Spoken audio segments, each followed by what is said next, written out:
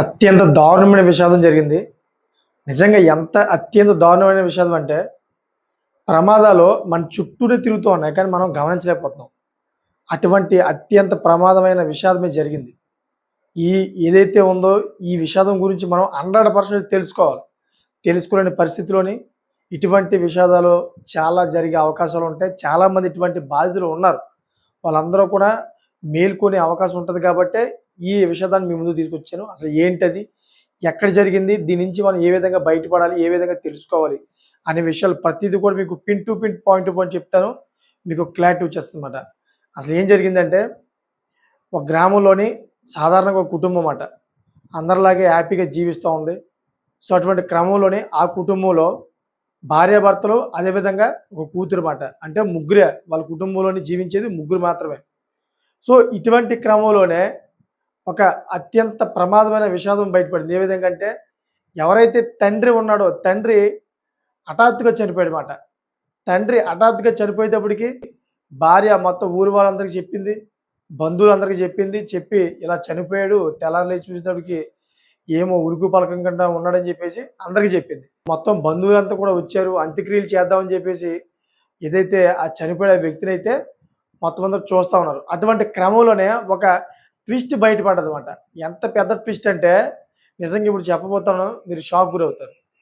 ఆ వ్యక్తి ఎవరైతే చనిపోయిన వ్యక్తి ఉన్నాడో ఆ వ్యక్తి మీద తీవ్రమైన గాయాలున్నాయి. ఆ గాయాలు ఎలా ఎలా ఉన్నాయంటే ఒక వ్యక్తిని ఎవరైనా కొడితే చనిపోతే ఎలా ఉంటది? ఆ విధంగా అయితే శరీరం మీద కొన్ని అక్కడక్కడ గాయాలు కనిపించాయి.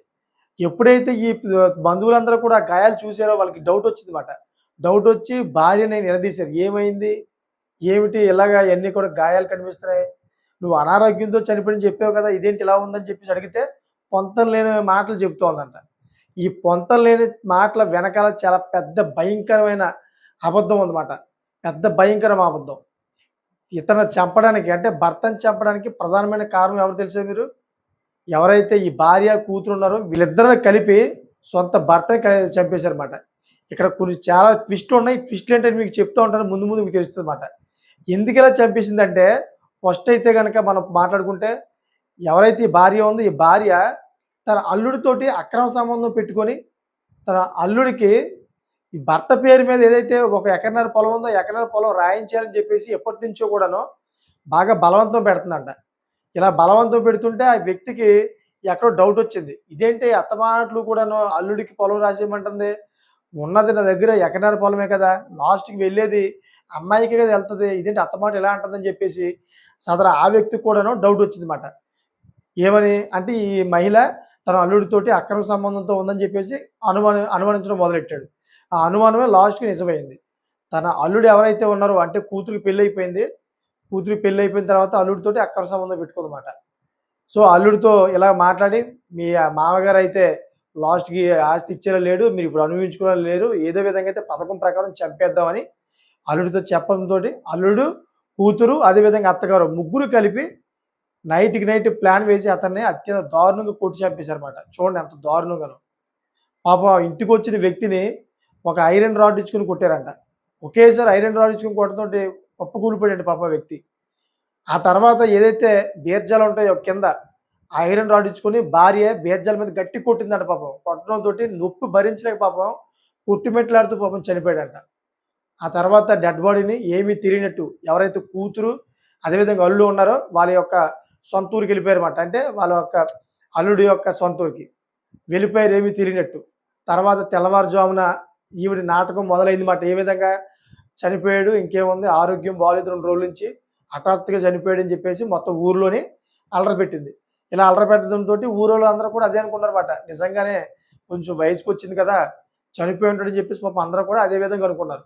బంధువులు కూడా వచ్చారు. బంధువులు వచ్చినప్పుడు ఈ డెడ్ బాడీ పక్కన కూర్చొని రోదిస్తా ఉంటారు కానీ, ఇలా డెడ్ బాడీ పక్కన కూర్చొని రోదిచ్చినప్పుడు ఈ మొఖం మీద, చెస్ట్ మీద ఈ గాయాలన్నీ కూడా చూసారన్నమాట.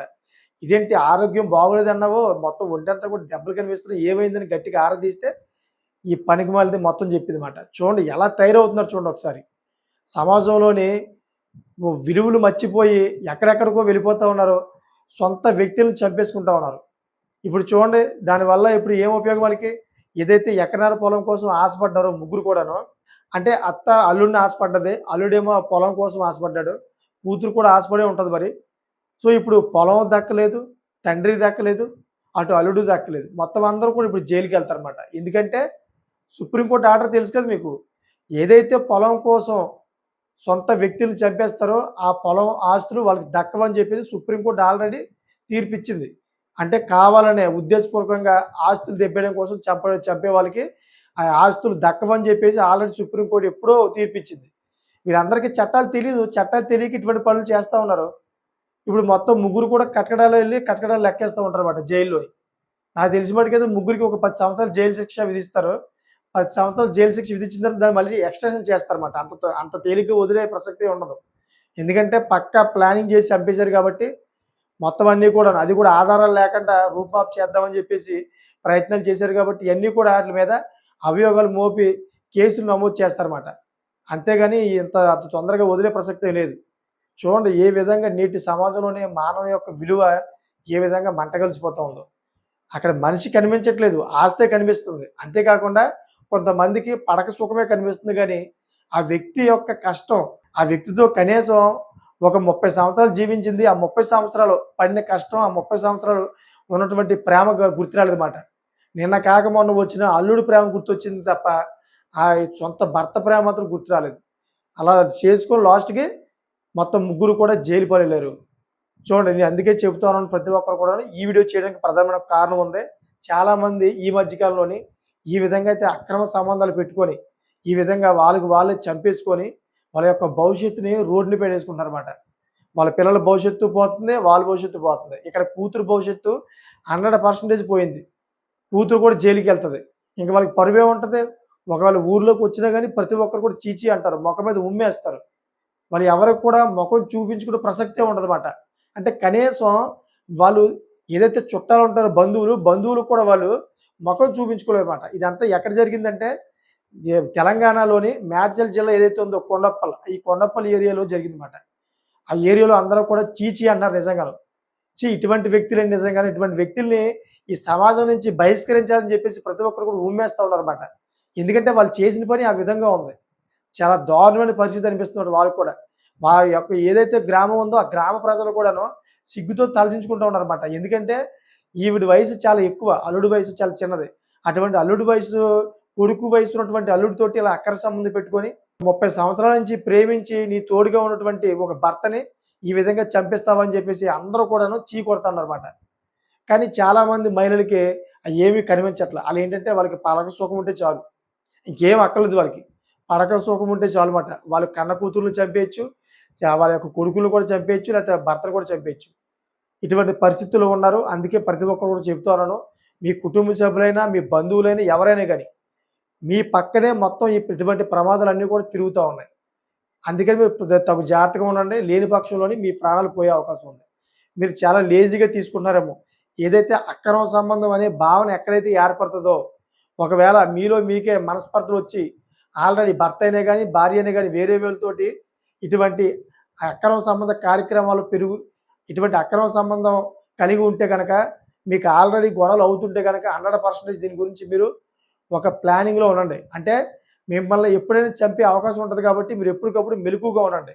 ఒక కంటికి కనిపెట్టండి. లేని పక్షంలోని ఎవరైతే అక్రమ సంబంధం పెట్టుకుంటారో వాళ్ళు ప్లానింగ్ చేస్తారు మిమ్మల్ని లేపేయడానికి 100%. అందుకని మీరు తగు జాగ్రత్తగా ఉండాలన్నమాట. ఎప్పటికప్పుడు కనిపెడతా ఉండాలి. వీళ్ళు అడుగుజాడలన్నీ కూడా మీరు క్షుణ్ణంగా పరిశీలిస్తా ఉండాలి. లేని పక్షంలోని మీ పని కూడా అంతమైపోయే అవకాశం ఉంటదన్నమాట. అందుకనే ఈ వీడియోని ప్రత్యేకంగా అయితే తీసుకొచ్చాను.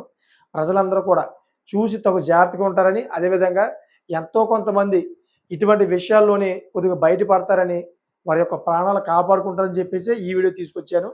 సో, మీకేమనిపిస్తుందో ఈ వీడియో మీద కామెంట్ చేయండి. ఎందుకంటే ఈ రోజుల్లోని ఇటువంటి అక్రమ సంబంధాలు పెరిగిపోవడం వల్ల వాళ్ళకి కళ్ళకి ఏం కనిపించట్లేదన్నమాట. అక్కడ కూతురు కనిపించట్లేదు, మొగుడు కనిపించట్లేదు, కొడుకు కనిపించట్లేదు. అసలు ఆళ్ళు అడ్డు వస్తారని చెప్తే గనక వాళ్ళు లేపేస్తా ఉన్నారు. అందుకని చెప్పేసి వాళ్ళకి చట్టాలు తెలిసే విధంగా అయితే కొన్ని చట్టాలు మీకేం తెలిస్తే గనక వాళ్ళని చంపేస్తే ఇలాగ అక్రమ సంబంధానికి అడ్డు వచ్చి చంపేస్తే లేదా ఆస్తి కోసం చంపేస్తే వాళ్ళకి నిజంగానే ఆస్తి దొరుకుతుందా లేదా? వాళ్ళకి తెలిసేలాగైతే ఒక చట్టం ఏమైనా ఉంటే గనక ఆ చట్టం గురించి రాయండి మీకేం తెలిస్తే. ఎందుకంటే చాలామంది వస్తారు, చదువుతారు కామెంట్లు అందరూ కూడా ఎంతోమంది తెలుసుకుంటారు. అందుకని చెప్పి రాయమని చెప్తాననమాట. సో, చూసారు కదా లేటెస్ట్ ఇన్ఫర్మేషన్ కోసం ఎప్పటికప్పుడు నా ఛానల్ సబ్స్క్రైబ్ చేసుకోండి. మీకు ఇటువంటి లేటెస్ట్ ఇంపార్టెంట్ వీడియోస్ అన్ని కూడా తీసుకొచ్చి ముందు పెడతాను అనమాట. Thank for watching friends.